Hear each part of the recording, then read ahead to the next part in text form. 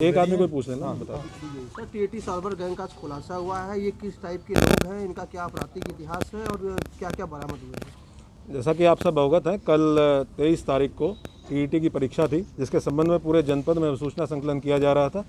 इसी सूचना के क्रम में आज पुलिस के द्वारा 22 लोगों को गिरफ्तार किया गया है, जिनके पास से लगभग 2,70,000 कैश बरामद हुआ है, 48 लाख के 6 चेक बरामद हुए हैं और 7 स्कूल से रिलेटेड इसमें लोग हैं, जिसमें प्रिंसिपल्स हैं, मैनेजर्स हैं, उनके यहाँ काम करने वाले क्लर्क हैं, एक डीआईएस ऑफिस के बाबू भी इसमें गिरफ्तार हुए हैं। काफ़ी लोग रामपुर से आए हुए गिरफ्तार हुए हैं, जिनका एक रैकेट था जो बाकायदा पूरा पैसा कलेक्ट करके और अलग अलग सेंटर्स पे अपनी सेटिंग करके उसके बाद टीईटी की परीक्षा में चीटिंग का काम किया करते थे।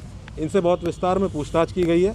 पूछताछ में ये बात प्रकाश में आई है कि इनके द्वारा इनका जो प्लान था वो था कि सेंटर पे जाके और किसी तरीके से पेपर जो क्वेश्चन पेपर है उसकी आंसर की डेवलप करके कैंडिडेट्स में वितरण करके और उन कैंडिडेट्स जिनसे इनके द्वारा पैसे की बातचीत है, पैसा लिया गया है। इसके साथ साथ ये भी बात प्रकाश में आई है कि इनके द्वारा कुछ मार्कशीट्स हैं जो एक सिक्योरिटी की तरह कैंडिडेट से लेके अपने पास जमा करा ली जाती थी कि अगर आप पैसा नहीं दोगे बाद में जो बकाया पैसा है तो मार्कशीट्स हम लोग वापस नहीं करेंगे। इनके पास से काफ़ी संख्या में एडमिट कार्ड्स भी बरामद हुए हैं। टोटल 22 लोग अभी गिरफ्तार किए गए हैं। 6 लोग और हैं जो इसमें अभी फरार हैं। बहुत जल्दी उनकी भी गिरफ्तारी की जाएगी। इस कार्रवाई में एसआई ज्ञानचंद शुक्ला, जिनके द्वारा इस सूचना के डेवलपमेंट में बहुत महत्वपूर्ण रोल प्ले किया गया, इनको मेरे द्वारा 20,000 रुपये की धनराशि से पुरस्कृत किया गया है और जो गिरफ्तारी करने वाली टीम है उनको पूरा 25,000 रुपये के पुरस्कार से मेरे द्वारा पुरस्कृत किया गया। किस तरह कार्रवाई की जाएगी जो लोग अरेस्ट हुए हैं इन पर? इनसे बहुत विस्तार में पूछताछ की जाएगी। जो इनसे डॉक्यूमेंट्स बरामद हुए हैं, जो मोबाइल फ़ोन बरामद हुए हैं, सीडीआर एनालिसिस, इनके बहुत सारे हमारे पास कुछ गैलरी में इनके स्क्रीनशॉट्स वगैरह इस तरह के हैं जो बहुत महत्वपूर्ण हैं इस पूरे रैकेट के लिए।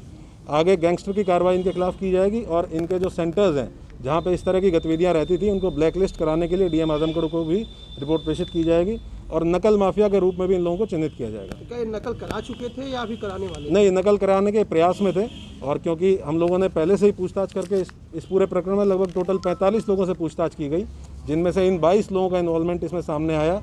जिन सेंटर्स पे पहले से डाउट था वहाँ एक्स्ट्रा लोगों की ड्यूटी लगा के और सारे अधिकारियों के द्वारा उनका भ्रमण करते हुए सुनिश्चित कराया गया कि कहीं भी किसी प्रकार की नकल ना की जा सके। सर, इनका रैकेट आजमगढ़ में है कि और जनपदों में इस तरीके का इन्होंने कृत्य किया है? अब जैसा आप देख रहे हैं कि रामपुर से यहाँ आके काफ़ी संख्या में लोगों ने यहाँ आके इस रैकेट का पार्ट थे और पैसे का लेन देन किया था। इनके पास से डायरी और हिसाब किताब बरामद हुआ है।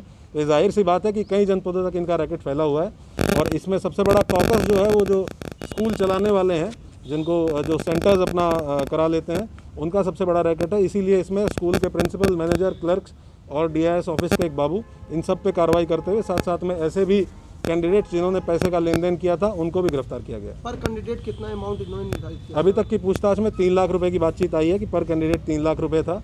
उसमें कुछ अमाउंट ये एडवांस में लेते थे और उस बाकी जो अमाउंट था उसकी सिक्योरिटी के रूप में कैंडिडेट की ओरिजिनल मार्कशीट 10वीं की, 12वीं की, ग्रेजुएशन की, बीएड फाइनल ईयर छोड़ के बाकी सारी मार्कशीट अपने पास रख लेते थे कि जब तुम हमारे बकाया पैसा दे दोगे तब हम तुम्हारी मार्कशीट वापस कर देंगे। सर, ये जो